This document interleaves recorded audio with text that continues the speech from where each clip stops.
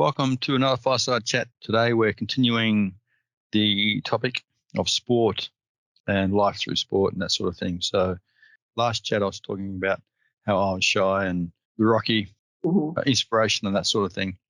But with sport, like, what do you gain from sport? Why sport?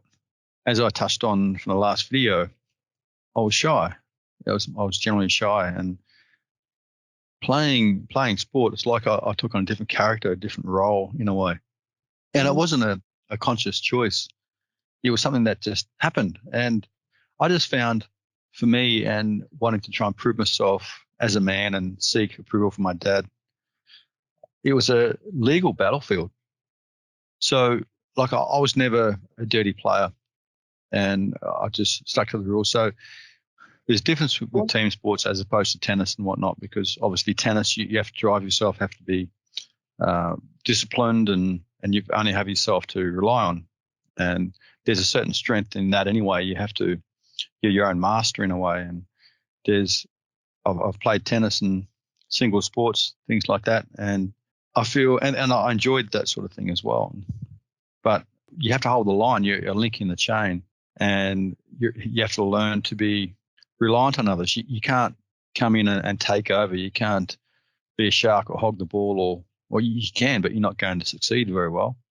So you learn to rely on your teammates. You learn to develop your strengths, because there's different strengths and weaknesses. You got forwards, you got backs, and every position has a specific role, a purpose, and a talent, so to speak. So you can't master all of them.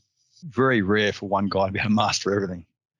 If he exists, you have to be big, strong, fast, and like to be a forward. The dynamics between a forward and back is different. And whether it's even American football, whatever it is, there's big dynamics, big difference in the body, the physicality, the strength, the speed, the awareness, all sorts of things. So the importance of that is, and I feel with sport, it symbolizes life. It's a microcosm in a sense that if you try and do everything, you wear yourself out and you become a weak link in the chain. All the most successful people realize they're not experts in all areas. They put the right people in the right position.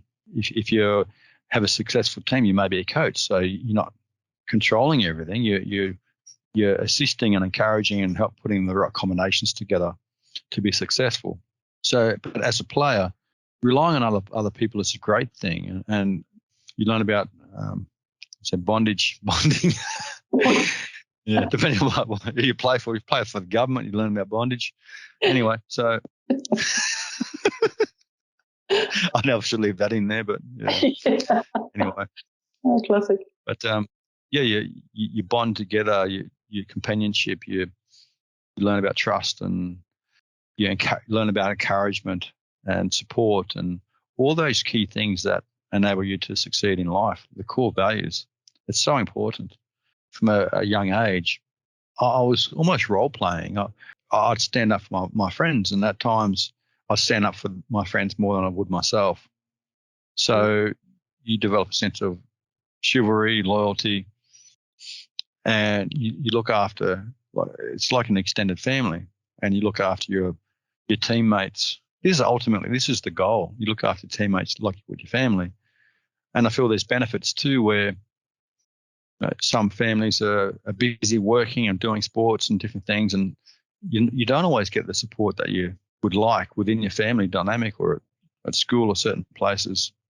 But in a sporting club, you have the same goal, and that's to succeed or to play well or to do better than you did last year. So despite everyone's differences, the goal is it's the same for everyone pretty much. And obviously some people take it serious, win at all costs, but I always found myself, and I was lucky this way, with good coaches, good guys, and almost always in representative football. It wasn't always like that, but in general, for the most part, it was just like-minded people that had a singular goal, and we all worked towards that goal. And I feel the support that you can find yourself involved in or have around you can be sometimes greater than what your family can give you, in a sense that your family doesn't always have time, and they can be preoccupied. And not all families are like this, but I feel if you're a bit lost sometimes, joining a club, sporting team or something, you can find a connection that you sometimes may feel that you're lacking at home. So I feel that it's something that's absolutely worthwhile, and it will bring out the best in you, because I just found when you only have yourself to rely on at times, you may not put pressure on yourself, you may not try as hard, but I found in sporting teams and sporting games, you'll go the extra mile, you'll push that harder, you don't want to let your teammate down. So it develops character, and character is what gets you through life. And back to the Rocky theme, it's not how hard you can hit, it's how hard you can get hit and keep getting back up. So that makes you strong. And I feel it's of so much value. So it can be a great way to diffuse all the anguish and frustration that life dishes out. The rules for life is basically the rules for in a game. You're meant to be fair, you're meant to just play hard, you stick within the rules, and then you earn your way, and you earn your freedom, happiness, that sort of thing. There's another thing that I feel has really helped me with sport, where off the field I'd avoid conflict where I could. I'd back away. On the football field, you had, and this, I wasn't aware of this, I wasn't thinking of this too much, but there's obviously a time period that you're playing. So if someone was dirty, I'd try and get them back. I'd try and tackle them hard or something like that. I'd defend my teammate. So the whole experience of life is shortened into an 80-minute or 40-minute or whatever the time frame interval or period. At times there'd be conflict. So you just try and stand up for what's right. I always did. That was just my character. You test the boundaries in the sense of how to deal with conflict. And sometimes you'd fight here and there if the lines were crossed. The interesting thing after an altercation on the field at times was I never felt ashamed or regret or guilt or anything like that. I feel a lot of people avoid conflict, and playing sport probably, I'd say, gave me the confidence to deal with conflict more so. And although after playing football, there were times where I avoided conflict, it gives you strength, and it's definitely character building. You learn about values, you really do. To make a connection between conflict on the field and in life, when you have conflict on the field, on the sporting field, I'm referring mostly rugby league because that's what I played. You're not trying to convince someone that you're right. And I think this is the key thing. People avoid conflict because they feel like they can't express, or they're not heard, or it'll go nowhere. And there's a time to walk away. Sometimes there is a time to walk away, so for your safety and that sort of thing. And I didn't fight much on the field, but whenever there was big conflict, you just stand up for what's right. You stand up for your mate or your mates, and you never try to convince someone that you're right. You just, on the footy field, you just stood up for the values or for your mate to protect them. And I feel that people don't really take this sentiment too much off the field or in life, where a lot of people avoid conflict. And I understand it's hard within relationships because you stay within that relationship, or often we do. A lot of people may not think conflict's good. And an example of a conflict, I had one a few days ago. I was helping out a friend of mine in a bank, and I don't wear masks. And, if you believe in it, wear it. If you don't, don't. But there's signs going both ways, and so you can make a choice. And so I choose not to. I don't wear one. And I was in the bank and I was helping out. This is while everyone's meant to wear masks. Mandatory, which means you must agree. Mandatory, I believe. My understanding is that if you go along with it and you agree, then you're bound by the mandatory agreements. If you don't enter into an agreement, then you're not bound by it. And that's my understanding, the research I've done, and that's out there. So I'm in this bank with a friend of mine, and we're partway through the transaction. I was helping, because there's a bit of a language barrier, so I was helping to help him to express, to make the transactions that he was seeking to make. And I had a locked horns with there's a misunderstanding between the teller and myself regarding the account. And I'm aware of this because it helped them set up the bank. This is all, I won't go into the detail of it, but in any case, she came back when we were nearly finished, and she just said, oh, do you have a mask? Or where's your mask? And I said, I don't have one. And she said, oh, well, you need to wear a mask in the bank. I said, I have an exemption. And she said, oh, I need to see it. And I said, no, you don't. So she said, it's illegal. You can't ask. She said, it's policy on entering this bank that you must wear a mask. I said, well, but it's not law. She said, well, I need to see an exemption. And I said, hang on. I was doing an email from my friend that was an important email. They had to forward on to some bodies that needed the email. That's why I was helping him in the bank. And she was standing over me, and I said, you'll be asking for my vaccine passport next, won't you? and she was just standing over me, and I vented a bit, and then she was still standing over me. She said, you need to show me. I said, no, when I'm ready. And I was pretty much finished the email, and I said to her, I said, well, you're being rude. I said, you should have asked me at the start, not at the end when everything's done. I said, that's just rude. And then when I finished the email, I said, no, I'm not going to show you. I'm not going to show you anything. I said, I'm done. And I walked out and stood at the entrance of the bank. And she's giving me death stares and staring at me, and I'm just looking at her laughing because, like, what have I got to be intimidated about? Because I don't need to take her view. She doesn't have to take mine. We disagreed, and I felt it was rude. I've had this my third sort of encounter since the mandates have started sort of early this year. Not that there's been many in WA, Western Australia, but it's very, very rare. And after each and every one, I don't walk away feeling angry and guilty, and I feel empowered. It's nice to vent, and not that you're venting all your frustrations, but it's nice to express how you feel and your beliefs. And the reason I don't feel or didn't feel frustrated or angry is because I don't need to convince her. There was an idea. I wasn't telling her for her. I was expressing my values and beliefs and feelings for me. And I think this is why people avoid conflict, I believe, because they're too busy trying to convince the other person. They think it's a game where someone has to win. And it's extremely rare that anyone does. And one person might submit. Let's say the other person submitted or I submitted. No one's actually winning because it's about understanding, it's about offering and expanding your understanding. And if no one understands, then no one's actually won. Someone might submit because they're smaller or they're scared or whatever else, but the whole thing is irrelevant. I feel you express what you believe and what you feel, let it go. They don't have to take it on board. It's just more of saying you've crossed the line. This is where I stand, and that's it. And you can express a few things. You might tell them where to go here and there if they're being absolutely obnoxious. Mm-hmm. But I think the whole idea of expressing, I think this is what you learn in sport. So back to sport, you have to do it within the rules or you get sent off the field, so to speak. So you're forced to obey certain conditions to play football. Yeah. So you learn the parameters and the rules, and not once do you ever try and convince the other person that was a forward pass or this or that. They're not going to take it on board. They're just everyone's got differing views. And I think playing sport, if we mirror, there's so many things we can mirror in our normal life to what we learn in sport. It's a generally a safe environment. There are rules to follow. You have support. So it's a great way to learn and discover about yourself and discover your character. I said I was once shy, and I'm certainly not shy now.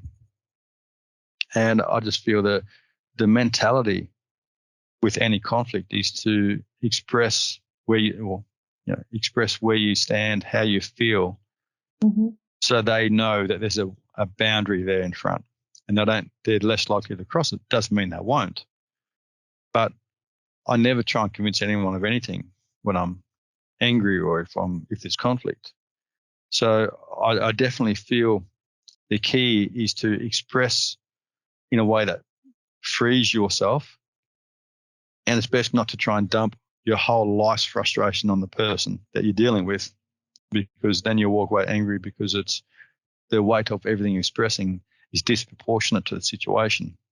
And this balances as you start working through your own frustrations in your day-to-day life. So if you're triggered easily, then sorry? Sorry, I was just going to say, I think there's 2 points to make with that as well. I think remain calm is a big one, because once it gets too heated, you're not going to achieve anything. And the second one is also is how you say it. You can say just about anything to anyone. It's how you say it, how you deliver it. If you're going to be belligerent while you're saying it, it's not going to be received well. So but I think there's so that's in I agree. There's in a certain scenario, in most scenarios by far, that's correct. I agree with that completely. But there's sometimes you need to roar. And that's what I'm saying. Like, it's not a point where you say you should never raise your voice. And no, it's not always the case. Like, depending on the person, Yeah. like if it doesn't hurt to have a roar and access that rawness, and you'll feel when I roar, which is extremely rare, probably lucky to be once a year, maybe twice a year, or it depends on the circumstances, but it's so rare. And each time I do and take a stand, a strong stand, like it's 99% of the time, I would agree with you because you're having a rational conversation and that's the best way. But every now and then you're going to meet someone that's just pushing boundaries, prodding you, and sometimes you just need to go, no, well, that's enough. Yeah.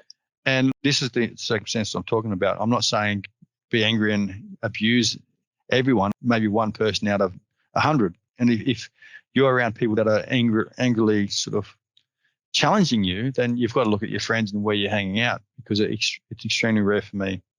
I was in a shop and a guy had to go at me for not having a mask when he came outside, and I said a couple of challenging things, and he said, "Oh, basically shut up or I'll hit you." And I called his bluff. I said, "Come on then." and I some people may say, "Oh, well, you shouldn't have done that." And at the time, it came out, and I didn't go in his face. He walked away, and I didn't feel he'd actually act on it anyway. But he was calling me a coward and all sorts of things. I said, well, "Come on then."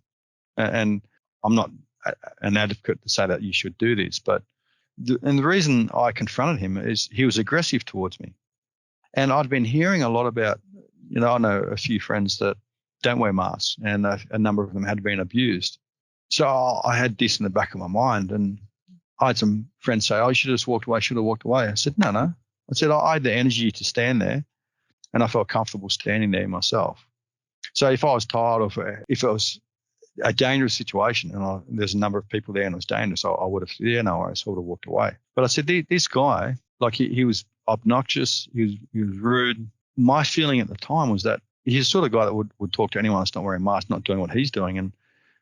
And my response was to my friend, I said, no, it doesn't hurt. Since I had the energy and the will to stand up for what I felt, what I believed. And after that whole confrontation, and there's nothing physical, after the confrontation, I felt empowered. I felt strong. I felt like, it's like a V8 car. Like you rev the engine and you clear out a bit of the engine. It's like, it gets more oxygen. It's like, yeah, I feel good. And I'm not an advocate for going around being angry and causing issues. Like, it was just that I don't go like dumping on anyone. I'd rather, if someone's pushing the boundaries, depending on the situation, I might go, no, stop. And that's what I'm talking about. So there was no way he was going to take on my views. No way he was going to take on his view. He was disrespectful. I called him out on it. Yeah. And what I said to my friends is that, well, next time he potentially goes and thinks about abusing someone for not wearing a mask, not conforming as he's conforming, he might think twice about it. Yeah. So every now and then it doesn't hurt to express on behalf of those you're representing, in a sense. And I'm not saying by any means go around looking for trouble at all. Like, I don't do that. But based on the situation, if someone's in your face and they're not taking your answer, there is a time and place, definitely. Yeah, and that's all I'm saying. So 99% of the time, I much prefer to have a rational conversation. But when people are abusive from the start, that at times that there's no way it's going to be rational. And you have to, at the end of the day, trust your intuition. And if I had felt something suspect, like, I trust my intuition a lot, and if something had felt suspicious or whatever, I possibly would have walked away. But I thought, I'm not going to submit to this guy. That's absolutely out of order. It's across the line. Boundary enforcing, isn't it? You're enforcing your boundaries, and you're not going to let them get beyond those just because they're mouthy or whatever. 100%. And like, it's different. Like, I'm in Australia, and there's it may be different in other countries where there's gun laws, and depending if the person's intoxicated or looks like he's high or there's something going on, you're better off not taking a chance. I'm in Australia, and obviously there's the government's taking all our guns off us and all that freedom and everything else. Yep. So within the environment that I'm a part of, where we're living, it's safer than in America or overseas. I may not have done that. So it's based on the circumstances for sure. Yeah, but there is a time and a place, I feel. And I have discovered a lot of, as I've mentioned with my son as well, doing weight training. You discover a lot. I think it's great to do exercises or sports where you can tap into a sense of anger or frustration or a sense of power where you've got to get angry to finish a set or to finish the last 20 meters or 10 meters of a race or get a bit of extra energy to chase that ball or something like that. If you don't practice tapping into that, then you're missing out on something. And people have asked runners, how do you get that power? How do you finish that last 100 meters or that last stretch or last sprint? Often athletes have said, I get angry. It's harnessing. It's not being out of control and wrecking everyone, destroying everything, going wild. It's about harnessing that fire, because fire isn't necessarily angry. And the interesting thing, I have a few friends, might do a few things for them or help them out, or if I can, I'll assist where I can. After that altercation in the bank, my friend said, how can you live like that? And that promoted a little bit of fire in me, in a sense, because wow, because of my character. And I said to him, that fire, that which you questioned, I said, that's the fire that gives me the strength to do what I do for you and assist in certain areas and support you where no one else does. Well, not many, because I know him quite well. He's a good mate of mine. Yeah, he's got a number of friends, but in support in certain areas, he doesn't have a great deal. So I assist where I can. That's what mates do. That's what friends do. I briefly spoke about this in the previous chat, but this whole simulation of the COVID stuff, I went through something very similar to this about 10 years ago, where I had a business. I didn't know my accountant was doing me and taking money. I can't take it personal because he did that for all his clients. So, and it's taking things personal is what creates the suffering, intensifies the suffering. I was going through family court and had a few things happening, and it's just happens a lot these days. And I was being challenged in a number of directions. I had other people around me that influenced me, as it turned out, for their gain, as I discovered. Mm-hmm. And I was making the safest choices based on advice given to me by some of my friends, or so-called friends. And I was feeling lost. I didn't know which way to turn, so I was following their advice against my intuition. Mm-hmm. But I was so scared of losing that I wasn't in touch with my intuition that well. But I was making choices in court and in certain circumstances that didn't quite sit with me. And it's easy to get lost. Is it because of the choice I'm making, or is it because of the situation that I'm in? And it's easy to get confused which one it is. So I was making the safest choice for fear of losing. I had a successful business. This before it went under. Had a seemingly on a professional level, things were I'd made it to some degree, and I was making the safest choices to minimize losing more access to my children, losing the business, losing everything. And along this path, I was losing everything to the point where I'd lost pretty much everything.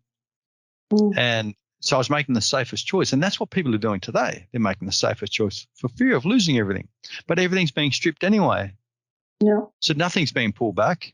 The only time in UK the only place that's being pulled back is because there's that much information out there, they can't deny it anymore. So a lot of governments or a number of them are pulling back because there's holes in their argument.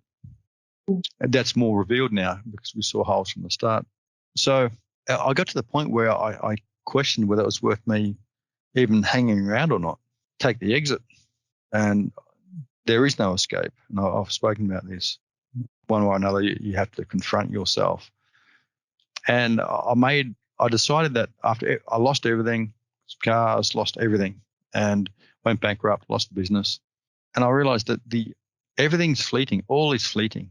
The only thing that I can't lose, that can't be taken away from me. It's not about losing. The only thing that couldn't be taken away from me is my intuition, my gut, my integrity, honor within me.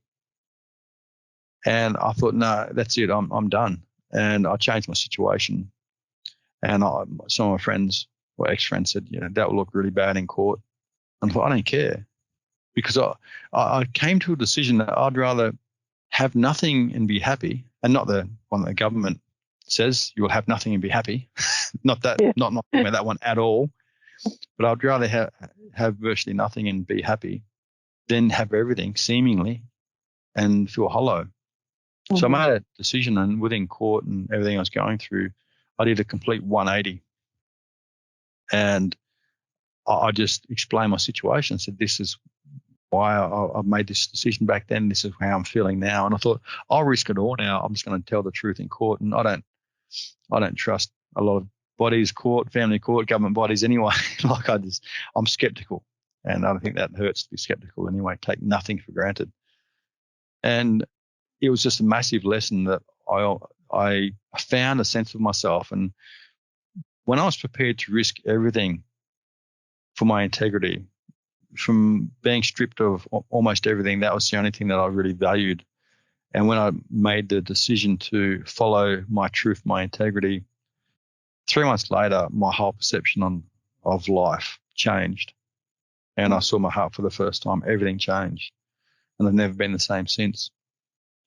So this whole facade that is going on now, this is why, and I said to my friend, I said, this is why I stand up. I said that I found a fire back then, because I said, I was wondering whether it was worth even staying here. Like, I found a sense of myself, and I realized that no one can take it from me, no one. And that's when everything changed. So I said that sparked a fire in me that I didn't know I had. Yep. And standing up for what I feel now, and this, it's got nothing to do with imposing my view on anyone, because I don't do that. I'll give my view, but I don't force feed anyone at all. And I try and give appetizers. So it's got nothing to do with my way or the highway. This is what sits with me. So I said to my friend, that fire that I discovered, that's the reason, because he's had a hard time. He's had some tough things go against him. He's got a heart of gold. He is very trusting. He's taken advantage of. Has a beautiful heart, has a great soul. So that's why I help him. That fire is because he said heaps of people have, well, a number of people have said, oh, you'll help out. If you need a hand, let me know, and I'll do this for you and do that for you. And no one's done anything. As he said, I'm the only one that's actually followed through with what I was saying. And as I said to my mate, I said, that fire that I feel, that stands up for what's right, will confront people that's being rude or overstepping the boundaries or not treating me as I treat them. So that fire is the fuel, and without that, I'd be doing nothing. And I'd just be full of words like many, and you'd be on your own. Yeah. So that is my character. So don't knock it, basically. And he understood. Not everyone always understands the reason we do things, but it's by principle, and that strength that people have, right or wrong. If you have a misconceived idea, that can fuel you to go in the wrong direction. And people do that sometimes. They're misinformed, but they go and fight for something that they think is a just cause, and that, as it turns out, it's not always a just cause. So the things I stand up for is integrity, freedom, understanding, and just to value and respect my boundaries, because I still don't superimpose myself on others, my boundaries, as I respect theirs and their choice, as they should respect my choice. And this is where it is merged, obviously, with fear these days. That doesn't change the balance of things, fearing or not. We still have choices. Yeah. And your choice should not impact how I live, and I should not put conditions on you for how I want to live. And this is where the government blurs the whole line. I mentioned last time that I talked about the difference between intelligence or wisdom and emotions in sport. And I feel there's a time, as I mentioned, to tap into that fire and adrenaline and aggression at times, but it needs to be controlled. So there was my mentor back in the day mentioned about a state of origin game, New South Wales versus Queensland, back in, I believe, the late 80s. So around that era, around that time. And King Wally Lewis was a 5'8", a legend player, one of the greatest players, I believe. He had an aura about him, and that gave him room. When he's running with the ball, people would sort of hang back to watch what he was going to do, which gave him more room. Players with great auras about them or confidence playing the game have a reputation. People tend to observe what they're going to do, which gives them the time they need to excel. He didn't make the Australian 5/8 of the year. So from memory, it's been a while ago, a few knocks to the head, so I'll try and remember it as best I can. So Cliff Lyons was the Australian 5/8, and people were talking about the place Wally Lewis, and he was a bit more of an emotional player. Like when he was on, he was on, and he'd dominate players as well. They're both great players. When he was top of his game, he was unbeatable. So people are talking about, I think he must have made the Australian team the year before, and then the State of Origin played against King Wally Lewis. So Cliff Lyons was the new king, so to speak. And in the first half in this game, he dominated. Cliff Lyons just made a couple of breaks, got around Wally Lewis a couple of times, and I think they scored a couple of tries. And it's interesting when someone's dominating, they expect, and this is someone that plays through emotions, plays within their gut, and they don't necessarily think, they don't have to, they just act, they're just quick, they're good at what they do, they're brilliant. When you're dominating other players or opposing player, you sort of think that they're going to submit. You sort of expect them to slowly be crushed, expect their confidence to start diminishing. And Wally Lewis didn't. He just hung in there, kept going. And to an emotional player, they can't work this out. It's like, and this is how it was told to me, and this is how it appears. So Cliffy Lyons might have something different to say if you heard this podcast or this fireside chat. But because Wally Lewis didn't submit, he just kept going, was biding his time. How it appeared to me is that the confidence of Wally Lewis could not be rattled by someone else that was dominating.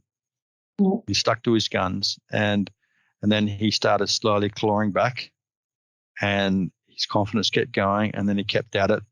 And from how it looked outside looking in, Cliff Lyons, because Wally Lewis for Queensland didn't submit, his game didn't diminish. It's like Cliff Lyons started questioning himself. Mm-hmm. And Cliff Lyons didn't even last the whole game. Mm-hmm. And he was replaced. And maybe he was injured, but it didn't appear so.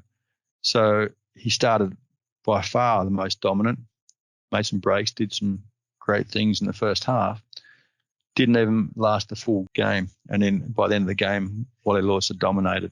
Mm-hmm. So we want to be the wise, intelligent player. We must weather the storm, no matter how things look.